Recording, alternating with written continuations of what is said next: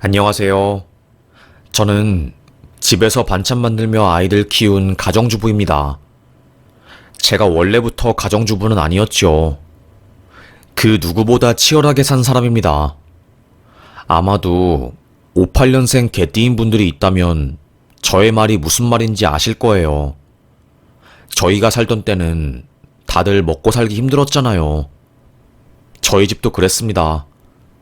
찢어지게 가난한 집에서 저는 막내딸로 태어났어요. 위로는 오빠들 3명과 큰언니 1명이 있었습니다. 엄마는 무척이나 남아 선호 사상이 심했어요. 고기 같은 게 있으면 오빠들 상다리 위에만 올려주었지요. 제가 혹여나 젓가락이라도 근처에 가면 수저로 제 머리를 땅 하고 때렸답니다. 으앙 울면 큰언니는 저를 작은 다락방에 데려가서 꼭 안아주었어요. 우리 이쁜 옥순이 울면 안 되지. 제 손에 작은 사탕을 건네주었습니다. 언니 이게 뭐야? 너 먹으라고. 언니가 이것밖에 못해줘서 미안해. 나중에 커서 돈 많이 벌면 엄마 대신 고기도 많이 사줄 테니까 서러워하지 마. 천사 같은 큰언니였습니다. 엄마보다 더 엄마 같은 존재였지요. 저는 어릴 때부터 몸이 많이 약했어요. 태어날 때 심장에 구멍이 난 채로 태어났대요. 숨을 못 쉬고 어린아이가 쇳소리를 내니 옆집 할머니가 그걸 보고 빨리 서울 큰 병원에 가라고 재촉을 했나 봐요. 엄마는 병원 가서 치료할 수 있는 병이어도 우리는 곧 죽어도 돈 없어서 치료 못 합니다. 그러니 병원 가라 마라 하지 마이소. 결국 그 옆집 할머니가 그럼 내 돈으로라도 애를 치료하겠다며 저를 들쳐매고 서울로 가셨대요. 옆집 왕할머니는 감자밭을 큰 걸 가지고 있어서 돈이 넉넉하신 분이었고 저의 심장 수술을 지원해 주셨습니다.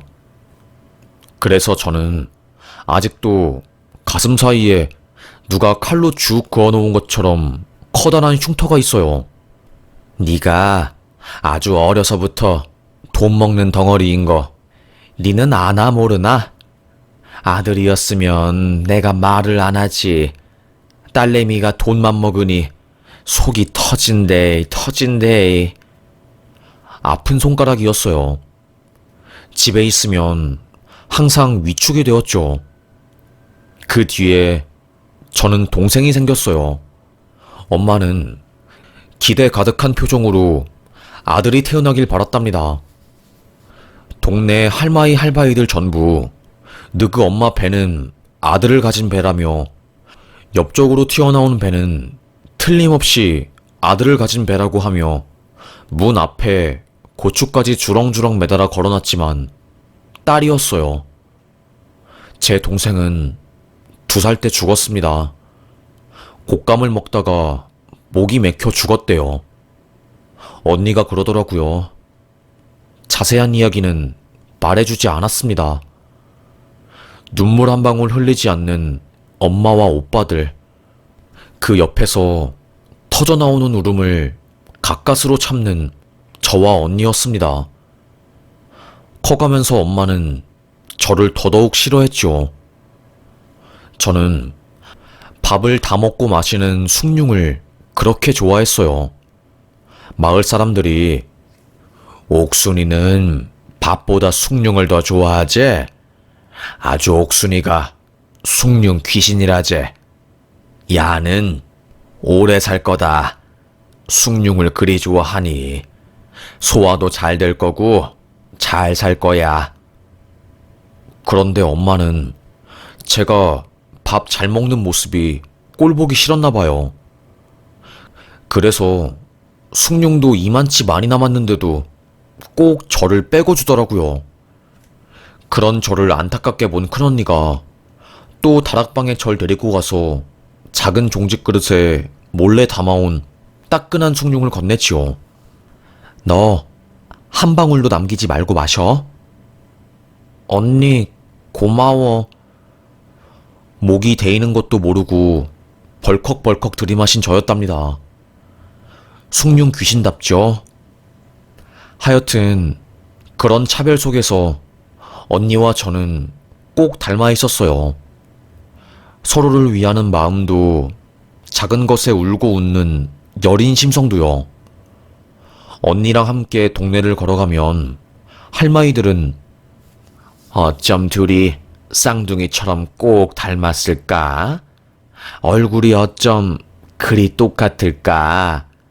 참말로 신기하대. 참말로 신기해. 저랑 언니는 아빠를 닮았거든요. 오빠들은 엄마를 닮았고요. 그래서 그런지 이목구비가 뚜렷하고 서양인 같았습니다. 어릴 때는 동네에서 이상한 소문도 돌았어요.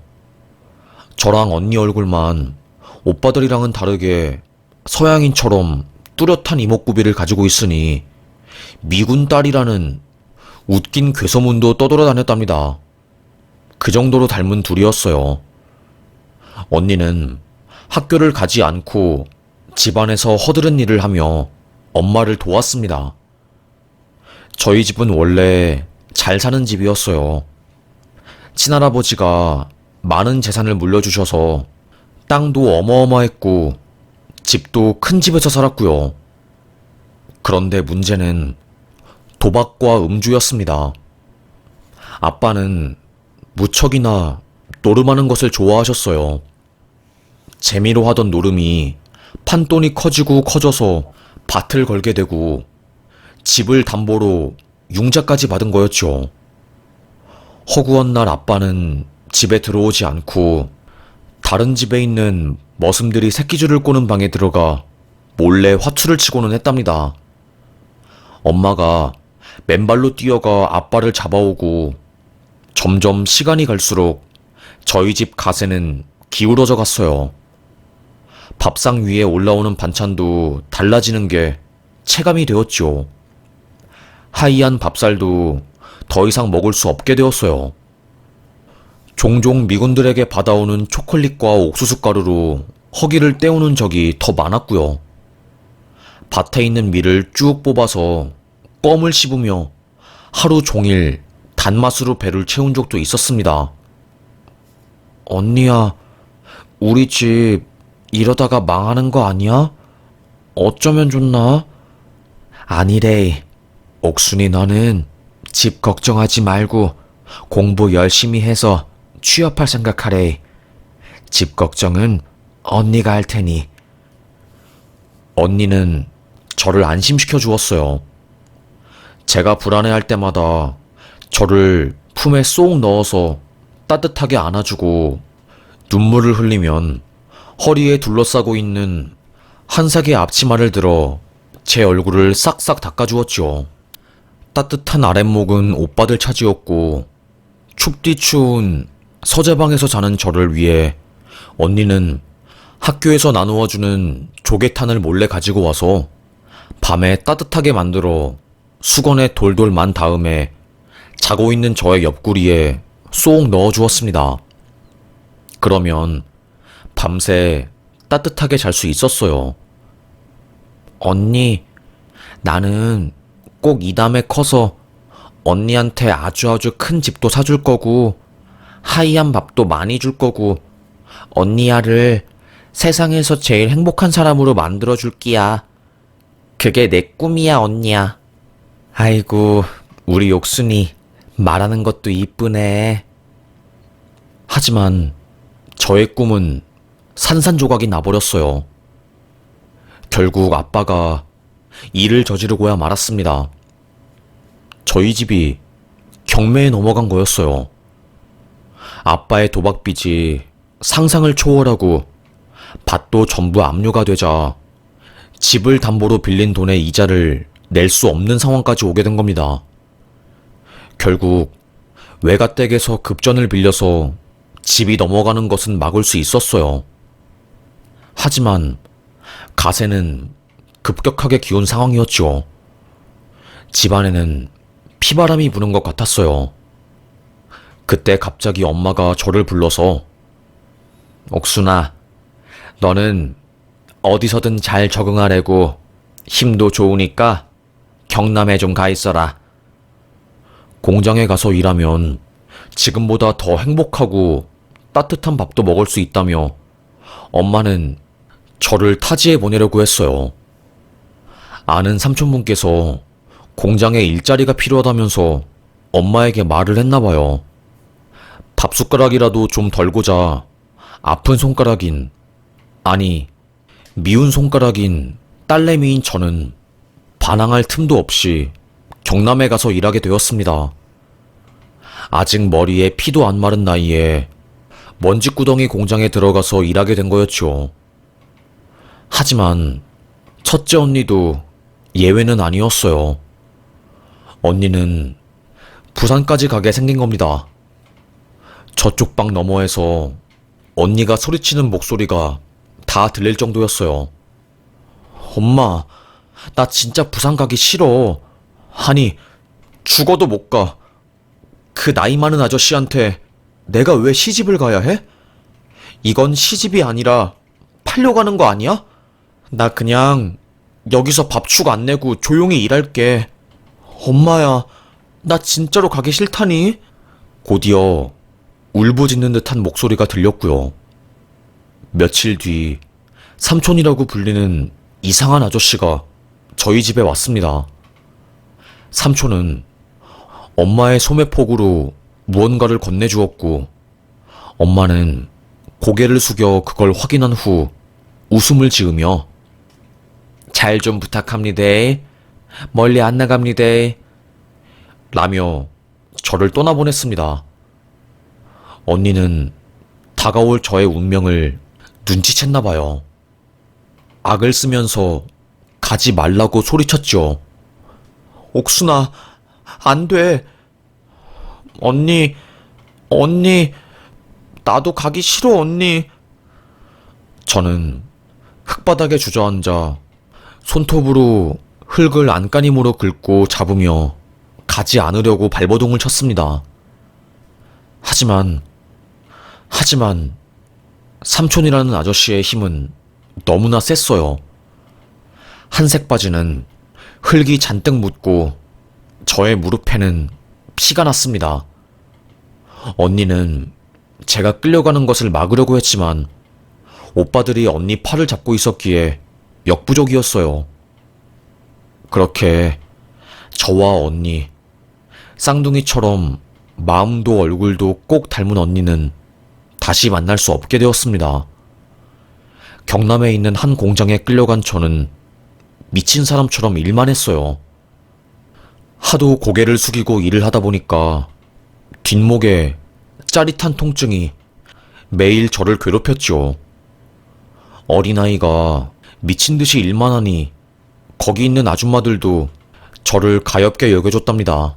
얼굴도 이쁜 소녀가 어쩌다가 연고지도 없는 곳에 와서 이렇게 일을 하고 있어.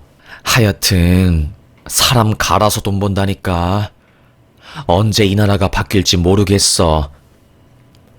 공장주는 저를 막대했지만 절 아껴주는 아주머니 덕분에 숨 쉴 틈이 있었답니다. 그래도 어린 나이 치고는 빠릿빠릿하게 일도 잘하고 가끔씩 반장 노릇도 하는 저를 유난히 눈여겨본 공장 반장님은 회계팀으로 저를 데리고 갔어요. 특별히 네가 이쁘고 착하고 똘똘하니까 편한 일 하게 해준다면서요. 에휴, 그런데 말도 마세요. 제가 사무직으로 이동을 하니까 저에 대한 별의별 소문이 다 퍼졌습니다. 어린애가 벌써부터 발랑 까졌다는 등, 나이도 어린데 알 거 다 한다는 등, 밤만 되면 둘이 사라진다는 등, 차마 입에 담기도 힘든 말들이었어요. 땀이 나고 너무나도 당황스럽더라고요. 지금 생각해보면 공황장애였던 것 같아요. 그래서 저는 17살이 되던 해에 그 공장을 탈출했습니다.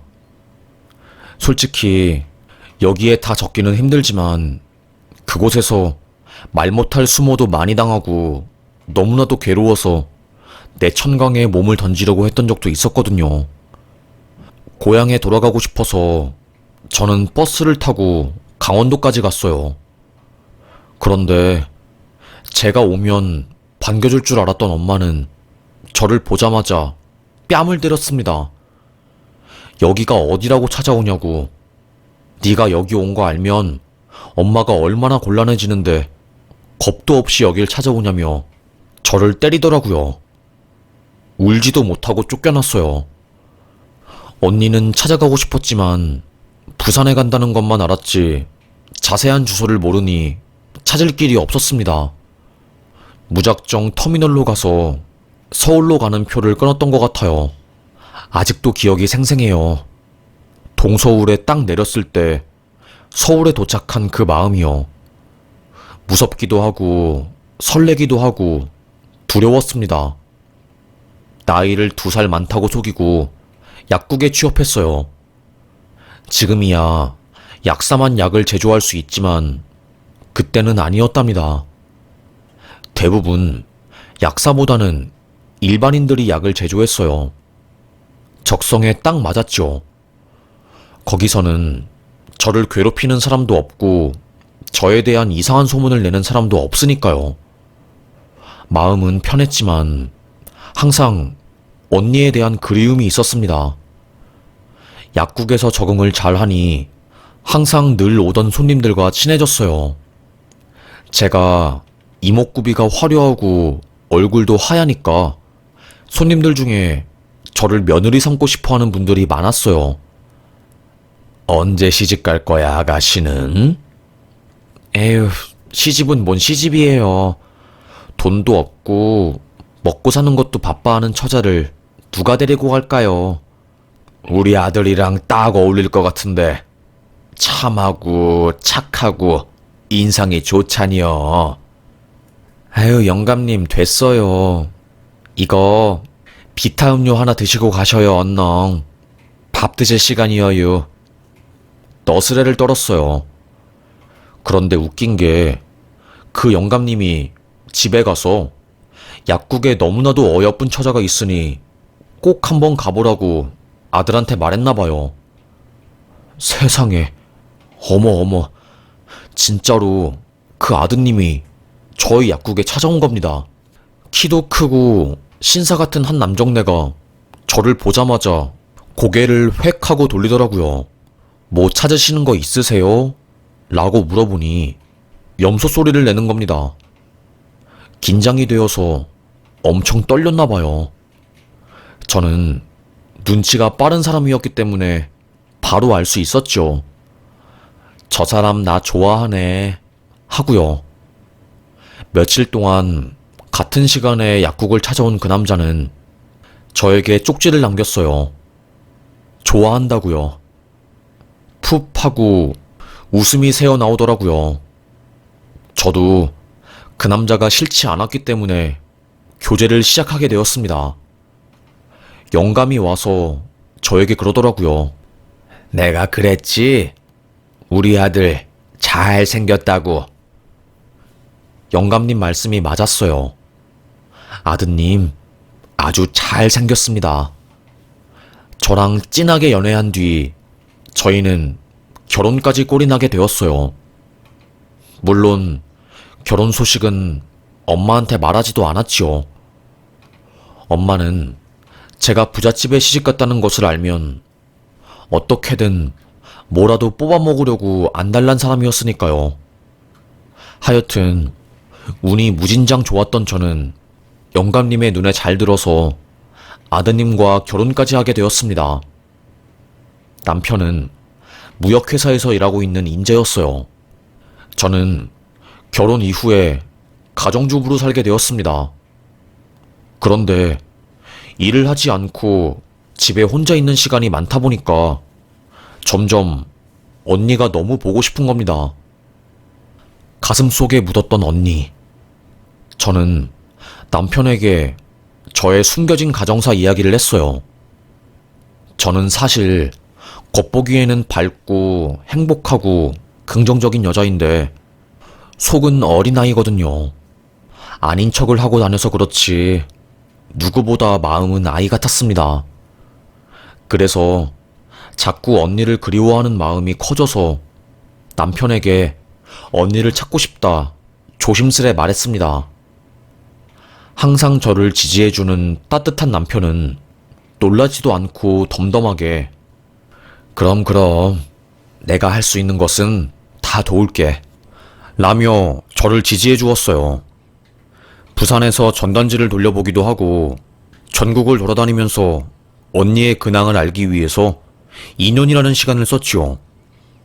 남편도 조금은 지쳐가는 게 보였고 저도 가정이 있는 여자였기에 더 이상 언니를 찾는데 시간을 쓸 수 없었어요.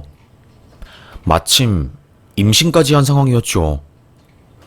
배는 부르고 몸이 너무 안 좋으니까 언니 찾는 것을 조금 미루었습니다. 아이를 낳고 애엄마로서 살다 보니까 시간이 훌쩍 가더라고요. 아이 젖 먹이고 아장아장 걷고 말할 때까지 키우면서 든 생각이 일이 이쁜 아이인데 엄마는 왜 나를 그렇게 함부로 대했을까 라며 서럽더라고요. 그 때문에 정신과 치료도 받고 그랬죠. 다행히 딸의 존재는 저에게 위로가 되었어요. 어찌나 엄마를 좋아하고 똘똘한지 늘 학교에서 공부도 잘하고 똑 부러지는 아이로 소문이 나 있었답니다. 저도 그런 딸이 참 좋았죠. 딸은 커서 의대에 들어가 의사 공부를 했어요. 뒷바라지 하느라 참 힘들었지만 아픈 환자들 돌본다는 사명으로 공부하는 딸이 안쓰러워서 묵묵히 응원할 뿐이었죠. 좋은 성적으로 서울에 있는 유명 대학병원에 들어가 전문의 수련을 하게 되었습니다. 수련을 하면서 모든 과들을 쭉 둘러보나 봐요. 딸내미가 응급실에서 수련을 하고 있었을 때였죠. 원래 너무너무 바빠서 한 달에 한 번도 집에 들어오기 힘들어하는 딸이 갑자기 어느 날 저에게 전화를 한 겁니다. 엄마, 나 오늘 저녁에 집에 갈 거야. 배 너무 고프다. 오늘 갑자기 집에 온다고? 시간은 되고? 아는 선배가 당직 시간 바꾸자고 해서 하루 시간 비었네. 알겠어. 딸내미 좋아하는 갈비찜이랑 낙지 호롱이 해놓을게. 집에 온 딸을 꼭 안아주며 따끈하게 차린 밥상을 건넸어요. 딸은 와구와구 밥을 먹었죠. 바라만 봐도 배가 불렀답니다. 그때 갑자기 아니 오늘 오전에 엄마랑 진짜 똑 닮은 어떤 환자분이 응급실에 실려왔잖아. 배가 너무 아프다고 대구르르 구르면서 실려왔는데 어떻게 된지 모르겠네. 전문의 선생님이 맡았거든. 순간 저랑 얼굴이 똑같이 생겼다는 이야기를 듣고 긴장이 되었어요. 뭐라고? 엄마랑 똑같이 생겼다고? 그렇다니까? 엄마가 흔한 얼굴은 아니잖아. 좀 서양인처럼 생겼잖아. 그 아줌마도 그렇게 생겼더라고. 남편과 저는 서로 눈을 마주치며 무언의 말을 전달했습니다. 엄마, 왜 그래 표정이? 딸은 저에게 언니와 오빠가 있는 것을 몰랐어요. 제가 친정 이야기 하는 것을 별로 안 좋아해서 외할머니 외할아버지는 일찍 돌아가셨고 그래서 엄마는 가족이 없다고 말했거든요. 제가 부산으로 시집간 언니를 애타게 찾고 있는 줄은 전혀 몰랐습니다. 게다가 등본도 제대로 정리가 안 되어 있는 상황이었기에 가족을 찾는 것은 더더욱 어려웠죠. 딸, 다시 병원 가면 그 환자 이름 좀 알아오면 안 될까? 엄마가 너무 궁금한 게 생겨서 그래. 뭐라고? 이름을? 왜? 그냥 그런 게 있어서 그래. 귀찮다는 표정을 짓는 딸이었습니다. 다다음 날 병원에 다시 간 딸이 저에게 문자를 한 통 보냈어요. 그 환자분 지금은 퇴원해서 모르는데 이름이 조옥자라고 하네. 그 문자를 본 순간 말 그대로 머리가 핑구르르 도는 것 같았어요. 제 이름이 조옥순이고 언니 이름이 조옥자였어요. 바로 전화를 걸어서 그 환자 만날 수 없냐고, 진짜로 퇴원한 거냐고 물었습니다. 방금 퇴원 수속 밟았다는데? 아마도 원무과에서 지금 결제하고 있을 수도 있겠다. 저는 딸의 말이 떨어지기 무섭게 슬리퍼를 신고 택시를 잡아 딸의 병원에 달려갔습니다. 빨리 가달라고 기사를 재촉했어요. 10분도 안 되어서 도착한 병원 원무과 앞에서 언니처럼 보이는 여자가 계산을 마치고 나가는 겁니다. 뛰어가서 그녀를 잡으려고 했지만 그녀는 미리 불러놓은 택시를 탔어요. 저는 잽싸게 아까 타고 온 택시를 다시 불러 그녀가 탄 택시를 따라가 달라고 했습니다. 아니 무슨 일이에요 아주머니. 숨 좀 고르고 말하셔요. 숨 고를 시간이 없어요. 절대 놓치지 말고 꼭 좀 따라가 주세요. 얼마나 갔을까요? 그 택시가 내린 곳은 아주 허름한 빌라였어요. 그 여자는 양손에 비닐봉지를 들고 반지하로 들어가더라고요. 무작정 그 집에 초인종을 누를 수도 없었습니다. 바보처럼 그 집을 하염없이 바라보고 있을 때 갑자기 문이 턱 하고 열리더라고요. 옥자 언니였습니다. 아니 누가 봐도, 한눈에 봐도 제가 그토록 만나고 싶어 했던 옥자 언니였어요. 언니. 이름을 부르니 그녀가 쳐다보더라고요.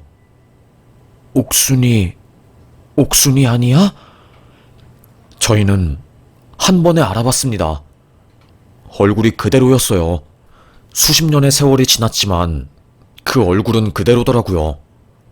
주름만 더 졌을 뿐이었지요. 언니 맞지? 조옥자 언니 맞지? 너 어떻게 여기 있었던 거야? 음식물 쓰레기를 버리려고 밖으로 나온 옥자 언니는 손을 씻고 저의 손을 꼭 잡아주었습니다. 어릴 때 느꼈던 그 품이었어요. 그 온기였습니다. 저는 언니를 데리고 카페로 갔어요. 숨을 고르니 눈물이 하염없이 또르륵 떨어지더라고요. 언니랑 저는 그 자리에서 손을 맞잡고 3시간 넘게 아무 말도 없이 울기만 했습니다. 얼마나 서러웠을까요? 카페 직원이 와서 얼음물 한 잔이랑 냅킨을 건네주며 아무 말 없이 등을 두드려주더라고요.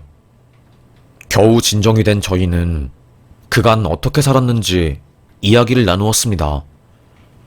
저는 다행히 시집을 잘 가서 굶어 죽지 않고 행복하게 살고 있었어요. 그런데 언니는 아니었습니다. 이혼남에 애까지 딸린 술주정뱅이한테 시집을 가게 된 거였어요.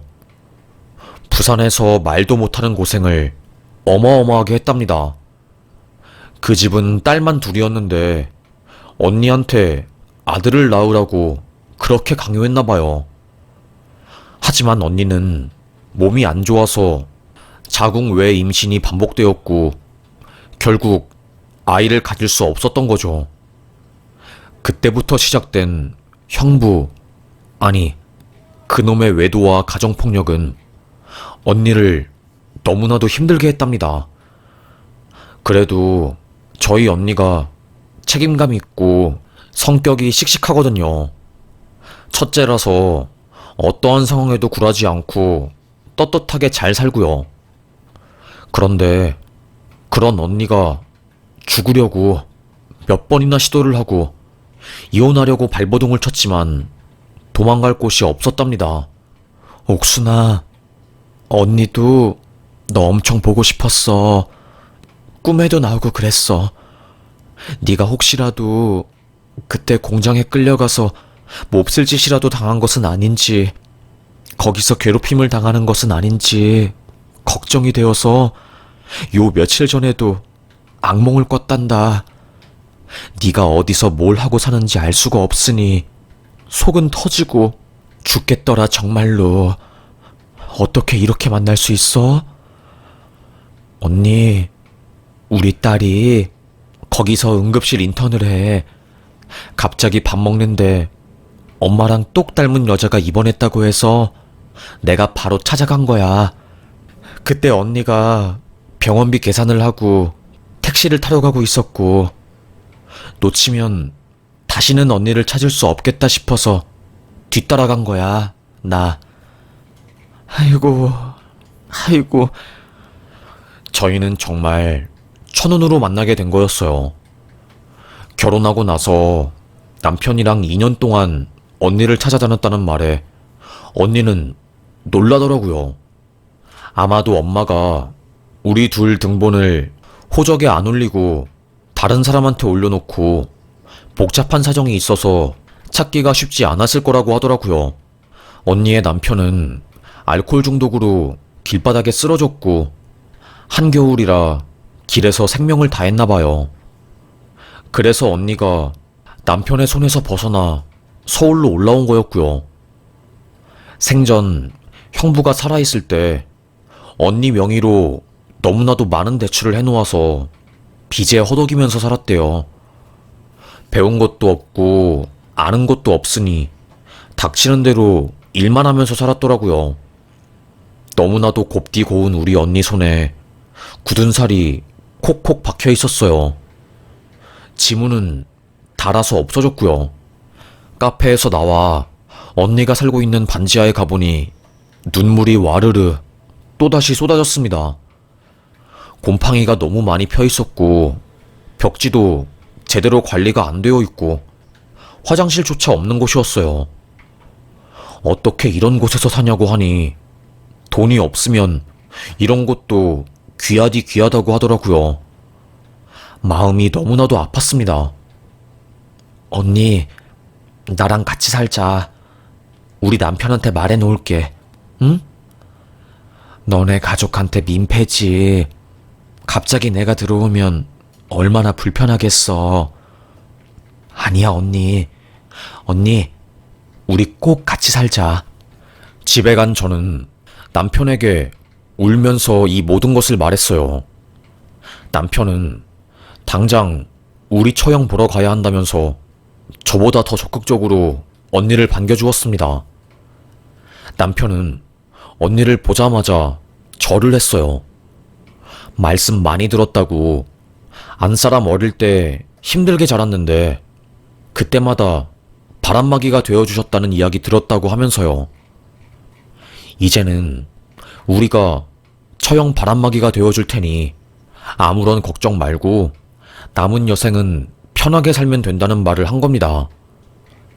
그때 남편에게 얼마나 고마웠는지 몰라요.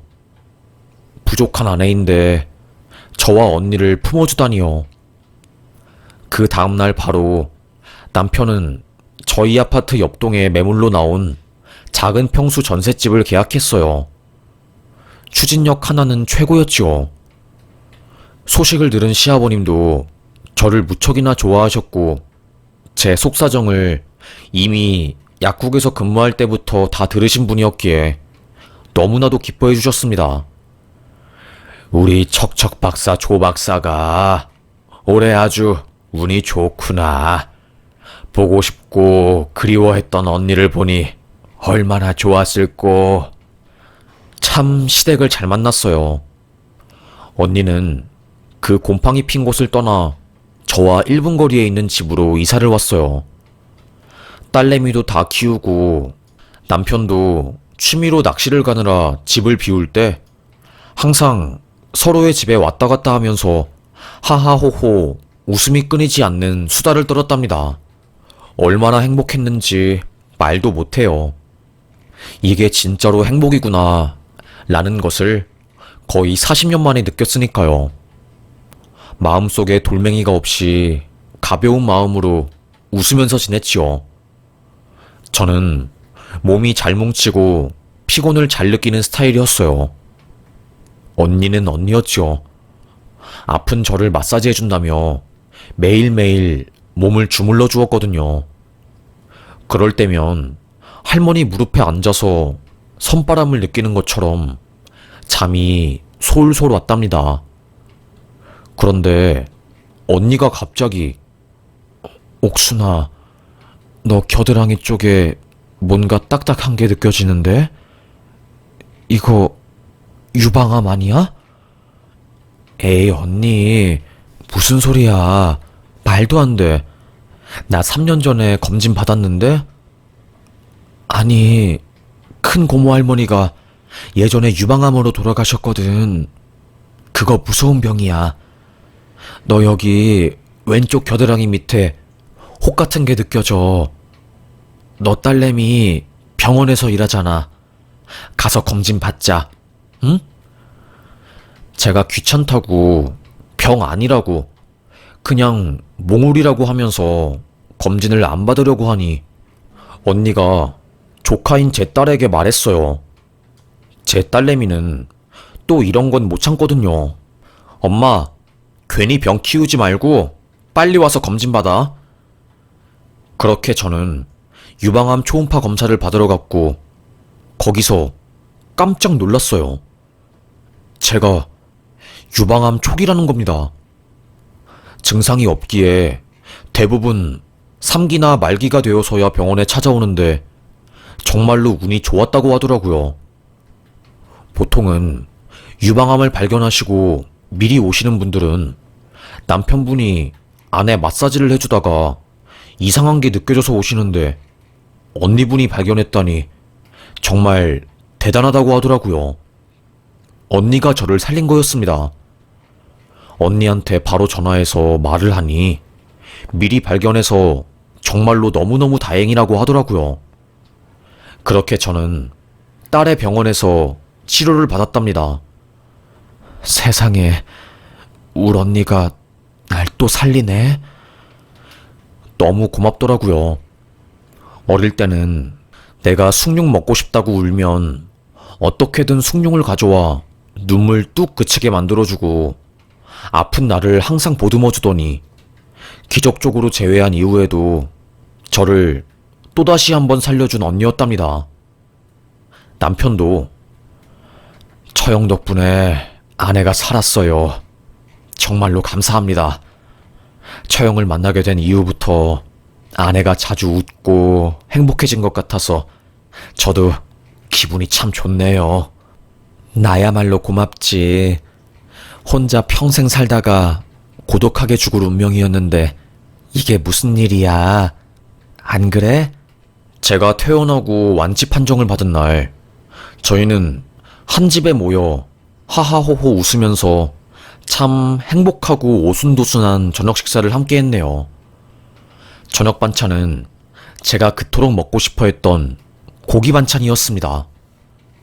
후식은 당연히 숭늉이었네요. 어릴 때는 차별받아 고기를 못 먹었지만 이제는 마음껏 먹을 수 있다는 행복함에 더할 나위 없는 좋은 하루였답니다. 화려하거나 대단하진 않아도 하루하루 잘 살아가는 것이 저에게는 크나큰 행복이었고 감사함이었네요. 언니와 함께 계속 살았다면 소중함을 몰랐을 거예요. 하지만 떨어진 세월이 길었기 때문에 그 세월만큼 언니가 얼마나 소중한 사람인지 진정으로 깨닫게 되었습니다. 인생에서 행복이란 별거 없는 것 같아요. 사랑하는 가족들과 함께 먹는 저녁밥, 가을에는 단풍을 보러 가고, 봄에는 꽃놀이를 가고, 여름에는 물장난치고, 겨울에는 귤과 고구마를 까먹으면서 사는 인생이 저에게는 행복이랍니다. 언니를 만나기 전까지는 행복했지만 가슴 한구석이 텅 빈 것 같았거든요. 세월이 흘러 우리가 자연의 섭리대로 땅으로 돌아가게 되겠지만 그 전까지 최선을 다해서 사랑하고 최선을 다해서 행복하려 합니다. 감사합니다. 여러분도 건강하시고 행복하고 밝고 긍정적인 마음 되시길 바랄게요. 모두들 고마워요.